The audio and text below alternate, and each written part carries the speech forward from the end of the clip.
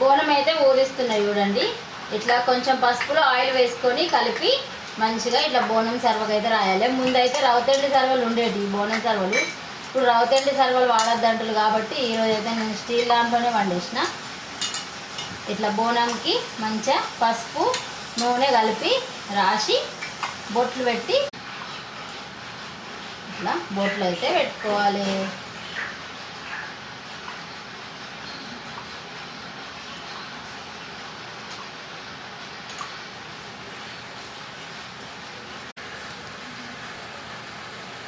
ఇట్లా పూజించుకోవాలి. బోనంని పూజించుకున్న తర్వాత ఇట్లా నూనె పోసి పువ్వొత్తేయాలి.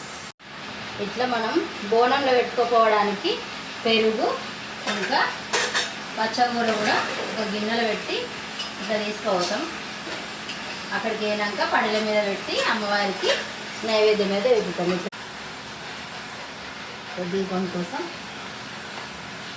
పువ్వత్తి వేసుకొని నూనె పోయాలి.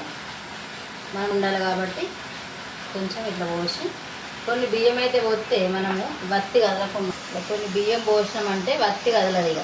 ఇక మనం ఎట్లా పెట్టిన వత్తి అట్లనే ఉంటుంది. అటు ఇటు జరగకుండా గడ్డలు, ఓమ ప్యాకెటు, ఇంకా పసుపు కుంకుమ, ఇంకా అప్పాలు, ఇంకా పేలాలు, పుట్నాలు, బెల్లం ఇవన్నీ అయితే దేవుని కాడికి తీసుకోవటం. ఇవన్నీ ఒక కవర్లో పెడతా. కొబ్బరికాయ, పేలాలు, పుట్నాలు, ఇంకా ఆయిల్ వేయాలి. ఒక డబ్బాలో ఆయిల్ దీపం కోసం అమ్మవారి దగ్గరికి ఇట్లా ఆయిల్. మేమైతే మా సైడ్ ఇట్లా అన్నీ తట్టలో పెట్టుకొని తీసుకుపోతాం. మీరు ఎట్లా తీసుకుపోతారో కామెంట్ చేయండి. ఇంకా బోనం, బెల్లప్పాలు, అగరబస్తీలు, ఇంకా పసుపు కుంకుమ, పేలాలు, పుట్నాలు, ఓమ, కళ్ళు, కోడి అన్నీ తీసుకొని అయితే ఇంకా నూనె అమ్మవారి దగ్గరికి దీపం వెలిగించడానికి నూనె, పువ్వులు, ఉల్లిగడ్డలు అన్నీ తీసుకొని అయితే వెళ్తాం. ఇంకా వెళ్ళే ముందు ఇంట్లోనే దీపం వెలిగించుకొని ఇంకా యాపాకు దండల్ని బోనంకి అయితే జుట్టి పట్టుకొని పోతాం అన్నట్టు. ఇట్లా దీపం వెలిగించుకొని ఇంట్లో నుండి బయటికి వెళ్ళే వరకు గాలి అయితే వస్తుంది బాగా. ఇంకా ఇట్లా వెళ్తాం. ఇంకా గుడి దగ్గరే ఉంటుంది మాకు. ఇంకా గుడి దగ్గర ఒక మూడు కానీ 5 కానీ రౌండ్స్ వేసి ఇంకా గుడి లోపలికి అయితే వెళ్తాం. ఈరోజు శుక్రవారం కాబట్టి చాలా తక్కువ మంది ఉన్నారు. ఆదివారం అయితే ఎక్కువ మంది ఉంటారు. గుడి చిన్నగా ఉన్నా కూడా ఈ అమ్మవారు వెలిసింది కాబట్టి చాలా ప్రత్యేకంగా ఉంటుంది. ఇది వెంకంపేట పోషమ్మ తల్లి గుడి.